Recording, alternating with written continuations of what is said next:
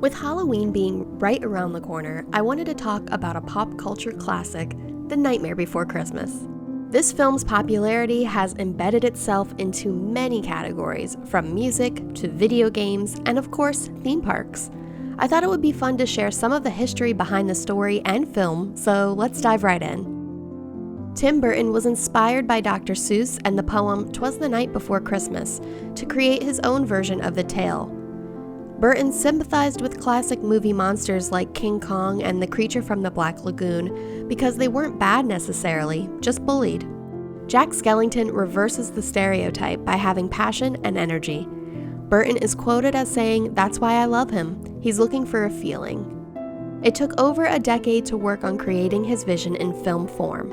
The poem only mentions Jack, Zero, and Santa Claus, so all other characters were created during production.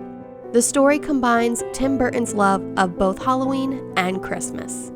Caroline Thompson, who wrote the script, says that although Jack's dilemma is the main plot, Sally is the heart of the story. The idea was dreamed up by Burton, but it was Henry Selick who would be chosen to direct. Burton and Selick met while working together at Disney Animation Studios in the 80s. The two of them formed a bond over their work being mostly tossed aside and not getting to showcase their talents. Burton has said, "Nightmare Before Christmas is deeper in my heart than any other film. It is more beautiful than I imagined it would be thanks to Henry and his talented crew of artists, animators, and designers.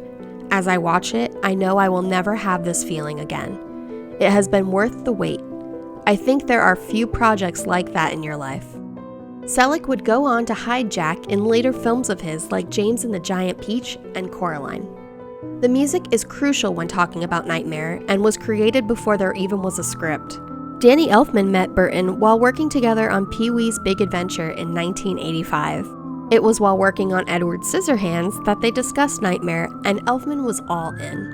Elfman related to Jack and even performed the singing voice for him in the movie. The soundtrack would go on to win the 1993 Golden Globe for Best Original Score. Fun fact, Elfman also voices Beryl and the clown with the tearaway face. What makes Nightmare most unique is the use of stop-motion animation, which is based on illusion. Puppets are posed and photographed, then moved slightly and photographed again, repeating the process 24 times to create 1 second of motion picture footage. In total, the movie took 3 years to make. Burton has said that he was heavily inspired by Rankin Bass Productions, who made Rudolph the Red-Nosed Reindeer. All the sets had to be strong to support animators who would climb on them to hang lights or adjust the puppets, as well as camera people who would maneuver around them to film.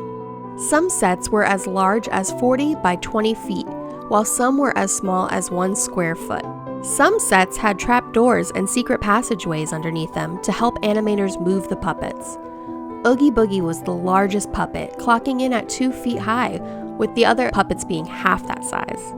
The artists working on the film were incredibly important since the storyboards helped everyone figure out the logistics. These drawings would shed light on how many puppets were needed for each scene, how many different sets were to be built, and how many scenes would take place in each area. Many of them drew with their left hands to create an off-balance effect. There were a total of 227 puppets created, with interchangeable faces and parts for each. These puppets had armatures inside their bodies to help create movement.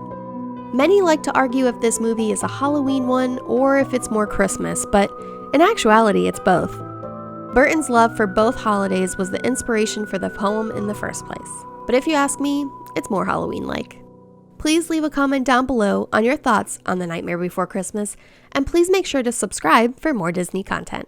And what did Santa bring you, honey?